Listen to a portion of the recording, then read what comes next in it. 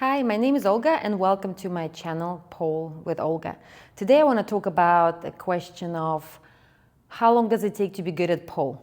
Well, the answer is it's always a growing journey and it really depends on your abilities and your skills and how much time you want to invest, just like any hobby. So I've been poling for over 16 years now, and in my first years of pole, I was on the competitive level and I used to compete a lot and do different kind of competitions. And I went up to an advanced level where I could invert in the air and I could do lots of complicated tricks. Now, 16 years down the line, I prefer to do more a kind of dancey type of routines, keep it low key, low level, not too much hard, or let's say not too much impact on my body.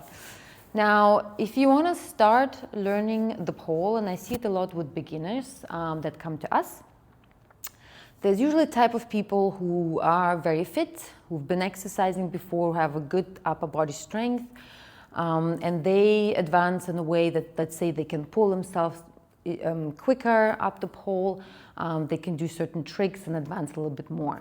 Then we have a group of students who are more come with a dancing background, so they have a good coordination and they can, let's say, pick up a trick much easier than some other students. So they might don't have the strength and they usually see it in their hands, but they can be very much coordinated and so they can pick it up quicker. We have students of all different sizes and shapes, so of course, naturally, if you are a little bit on the heavier side, and I want to be, polite in that way, just to say that it takes a little bit harder because you have more body weight to pull up. So once we learn the pole and we start climbing up the pole, it is a little bit more challenging, but it's really available to everyone. It just takes a little bit longer to learn, and it also takes a little bit longer to develop the strength. Majority of the students, when they come to our classes, they really don't have the strength, the grip. And so when we do certain tricks on the pole, we normally utilize our hands a lot more than we utilize our legs. So we do pull and we use our shoulders and the back, the lats. So me, I've been doing it for a long time. My strength is really strong because I know how to pull, I know how to utilize my hands and how to engage my upper body properly. So I can do the tricks easier than normal students would do, for example. So just keep in mind that everyone can learn it. And if you don't have the body strength, you can develop it. And you normally develop it as you go. And coordination is also something that you can learn. So if you have to follow a trick, for example, a trick that it does look like a dance because it is pole dance, so it's a combination between the strength and a dance, you will develop it as well. So don't be harsh on yourself. It takes a little bit of time, but we normally recommend to do at least 2 classes at the beginning a week, and then you can move to 2 to 3 times a week.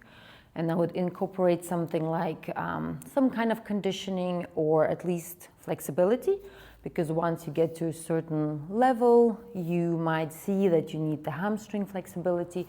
You need to have your hips a little bit more open, so it helps with certain tricks. Some students learn how to invert within a couple of months, and some it takes 6 months, maybe more. When I started learning it, I could not invert on the pole for at least 6 months, and I really struggled it.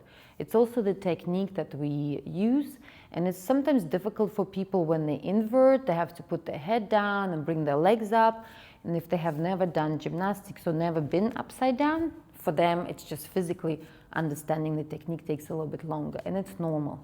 So don't be discouraged, try it. You can always go in different directions.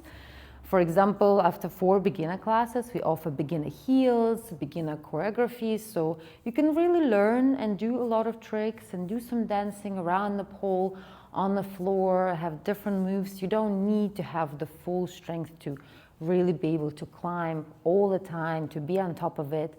There are different varieties, and that's why pole is amazing, because it's got really huge variety that you can do. And even now, after 16 years, I still learn, I still develop, I learn new tricks, I learn other things, I go more into the dancing part, which I love. And yes, it's just always very versatile. It's never the same every class you take. I hope that helps. If you have any comments, let me know. Please follow my channel, subscribe, and you can see more videos.